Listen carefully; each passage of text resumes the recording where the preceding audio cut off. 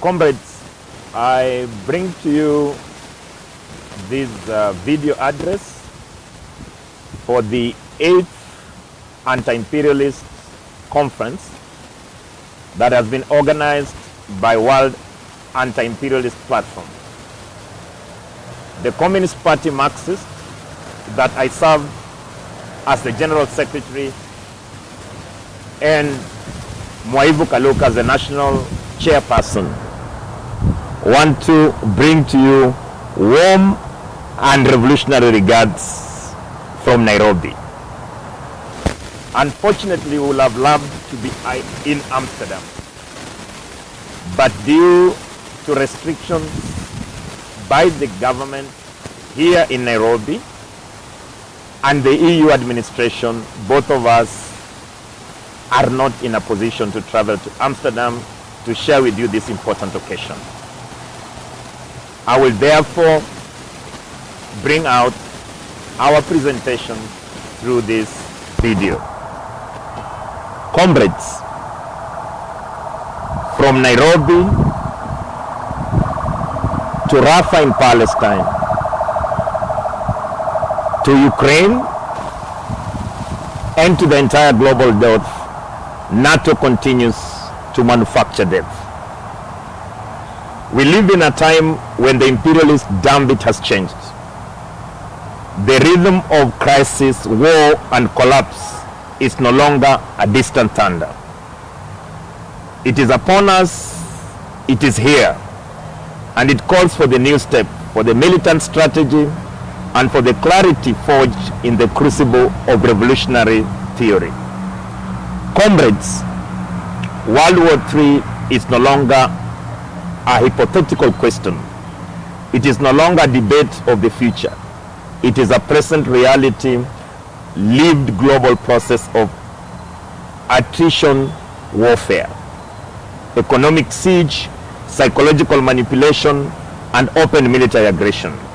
The Communist Party Marxist Kenya affirms, in line with the World Anti-imperialist Platform, that this is not merely the return of the Cold War tension. It is the unfolding of the new imperialist world war, one that spans Ukraine, Palestine, the Sahel, Taiwan, and beyond. But let us be clear, comrades.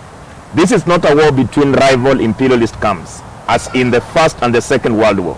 This is a war of imperialist aggression, a war waged by NATO and the US and their junior partners against the growing forces of anti-imperialist resistance, national liberation, and socialist assertion. It is a war aimed at strangling multipolarity, reversing national sovereignty, and preserving the decaying hegemony of US monopoly capital. The Communist Party Marxist upholds the Leninist principle that imperialism is the highest and the final stage of capitalism, a stage marked by monopolies, finance capital, and militarism. In our age, that militarism has globalized itself through NATO, African, and proxy wars waged by imperialist core. These wars, while diverse in their local manifestations, are united by a common logic: preserve the empire, punish defiance, and pillage the periphery. And yet imperialism digs its own grave. For every theater of war it opens, it invites resistance. For every base it builds, a new people's front emerges. This is the dialectical of history. This is the moment of reckoning. Comrades, the World Anti-imperialist Platform was the first organized global formation to declare, without hesitation or euphemism, that the World War III has already begun.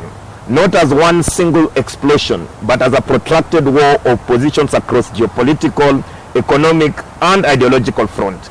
Its character is hybrid, but its content is classical.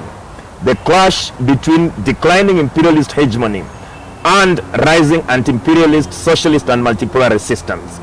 Comrades, from the NATO-engineered war in Ukraine to the genocidal Zionist assault on Gaza, from the encirclement of China in the Pacific to the constant imperialist provocation in the Korean Peninsula, the pattern is clear. Imperialism is fighting on all fronts not for peace, not for security, but for the preservation of the dollar hegemony, military supremacy, and ideological domination. Kenya too is not on the sidelines of this war. The US maintains 3 military bases within our national borders.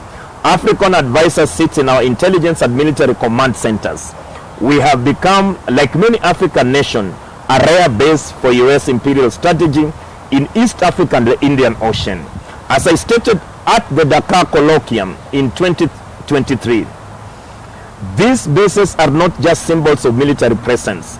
They represent a direct violation of our independence and dignity. They subjugate our military and intelligence agencies to the whims of United States imperialism. In this sense, Africa is already a battlefield in the World War III, not only in the Sahel, where French and US forces retreat in disgrace, nor only in Sudan and the DRC, where proxy conflicts rage. The battlefield is also ideological, where our sovereignty is treated by comprado regimes. Our youth are recruited imperialist doctrines, and our economies are tied to the dictates of the IMF, World Bank, and the dollar system. But unlike the First and the Second World Wars, which pitted imperialists against one another for the redivision of colonies and resources, this war is a just war for the national liberation and popular solidarity. It is an anti-imperialist and in many regions socialist in content. In Palestine, we see not merely a national struggle, but a trench of global anti-fascism. In Donbass, we witness the resistance of the NATO expansion. In Yemen, we see popular will opposing the Gulf-backed US interest. And crucially, comrades, this war is winnable because its enemies are no longer ideologically coherent, nor economically stable, nor military invisible. The contradictions of imperialism have matured. The general crisis of capitalism has intensified. The ruling class of the global north fight among themselves, as seen in the intra-imperialist contradiction between NATO powers, the US debt crisis, and the panic over the de-dollarization. In short, imperialism has entered its funeral phase, and the World War III may well be its final convulsion. Comrades, while the imperialists wage war approach, they also prepare the battlefield at home, within our territories, inside our barracks, across our airstrips, and through the doctrine of the neocolonialism. In African theater of the World War III, the principal enemy is not merely external imperialism, but also the internal comprado regime that serves it. We must speak clearly. African is military spearhead of the US imperialism in Africa, disguised as a force for security cooperation. African operates across 53 of the 54 African states. It sustains over 29 known military facilities and forward operating sites from Djibouti to Ghana. Comrades, from Manda Bay in Kenya to Ageza in Niger, Kenya shamefully remains one of the most entrenched hosts. African is not an African command. It is a colonial command. Its mission is not to peacekeep. Its mission is resource extraction, regime destabilization, and regional counter-revolution. AFRICOM does not train our soldiers to defend the people. It trains them to defend private property, imperial shipping lanes, and the fragile puppets in power. In Kenya, comrades, the United States has extended its command over the Manda Bay Naval Base, used in Somalia operation, Isiolo and Laikipia air bases under the shared jurisdiction for drone deployment and deep intelligence cooperation that render our National Intelligence Service subordinate to the United States Cyber and Signals Command. These are not defensive arrangements, they are occupation structures. They ensure Kenyans forced alignment in the US strategy against China in the Indian Ocean, against the progressive states in East Africa, and in the imperialist camp over the Red Sea security. Our soldiers and police are sent to Haiti and Somalia, not for Pan-African solidarity, but an imperialist proxies. As the Communist Party Marxist, we have declared repeatedly, our security forces have been constricted into imperialist war plans without the consent of the Kenyan people. And behind this militarization, comrades, stands the Kenyan comprado state, whose function is to manage the affairs of the new colony on behalf of the foreign masters. The comprado bourgeoisie in the state house, treasury, and the military commands are not nationalists. They are contracts managers of foreign capitals. They sign status forces agreement with the US. They privatize our ports to UAE monarchies. They auction our sovereignty to the NATO back streets, and all in the name of development and security cooperation. We ask, where is Pan-African military doctrine? Where is the united defense of African sovereignty from the neocolonial aggression? Nowhere, because the African Union security architecture is hosted to imperial aid, just as its diplomacy is hostage to EU funding and US lobbying. In the context of World War III, comrades, we must therefore raise a clear revolutionary demand. Dismantle AFRICOM, shut down all US and NATO military bases on African soil, break all status of forces agreement, expel all foreign military personnel, nationalize our military industrial infrastructure, and reorient our defense forces towards the protection of the people and not profit. Militarization of Africa is not a coincidence, comrades. It is the necessary accompaniment to the imperialist economic crisis. As dollar hegemony declines and trade routes shifts, Africa becomes a logistical and strategic prize. The Horn of Africa, the Gulf of Guinea, the Sahel are all being turned into frontline in a resource war of planetary proportions.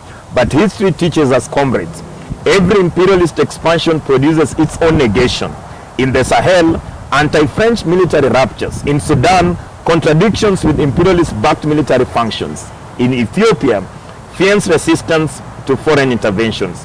These are not yet revolutions, but they are early tremors in the collapse of the imperial military order in Africa. Let us be prepared ideologically, organizationally, to turn these tremors into upheaval. Comrades, to understand the war we are in, we must strip it of euphemism and expose its ideological content. This war, World War III, is not only about oil, pipelines, trade corridors, or currency zones. It is in the deepest essence a clash between the declining world order of imperialist domination and the rising order of the national liberation, socialism, and the multipolar sovereignty. It is a global battle between fascism and the people's democratic resistance. This is why in every theater of the World War III, we see the rise of fascism as the ideological glue of the late stage imperialism. Fascism is not simply an ultra-right-wing movement. It is indeed, comrades, the show of the declining power of the United States imperialism. It is a global battle between fascist imperialism and the people's democratic resistance. In the United States, this fascist tendency is seen in the bipartisan support of the genocide in Gaza, the militarization of police, and open criminalization of anti-imperialist speech. In Europe, it takes the form of the anti-immigrant hysteria, the rehabilitation of Nazi collaborators in Ukraine, and the criminalization of the communist parties. In Zionist Israel, it reveals itself in the pure genocidal form, the deliberate extermination of Palestinians backed by the US weapons and the European silence. Zionism today is not simply a settler colonial project. It is a military fascist garrison for imperialism in the West Asia. Its logic is not peace, but permanent war. Its purpose is not sovereignty, but imperialist hegemony over the region against Syria, Lebanon, Iran, and the Palestinian people. This is why we affirm without apology that the resistance of the Palestinian people is a front line of anti-imperialist and anti-fascist war. In Africa, fascism appears not through swastikas, but through structural violence. Evictions of slum dwellers to make way for special economic zone, police massacre of the youth in the poor neighborhoods, and the rise of authoritarian surveillance regime funded by the US, Israel, and the Israel alike. The neoliberal state has become a corporate police complex where finance, capital, and paramilitary repression work hand in hand. We must also confront the danger within our own ranks, the ideological disarmament of some of the left, the fail to recognize the fascist character of the epoch, and this revisionists reject armed struggle, demonize national resistance movement, or parrot imperialist propaganda in the name of democratic space. They hide in slogans of pacifism while enabling the fascist war machine. Comrades, the Communist Party, Marxist Kenya reject this capitulation and call on the entire progressive and the revolutionary forces to join both the anti-imperialist and the anti-fascist front to bolster its organization against the declining United States empire. And we know for sure victory is on the side of the oppressed. Long live the Communist Party Marxist, long live the Palestinian people, long live the struggle against imperialism, and down and death with the United States.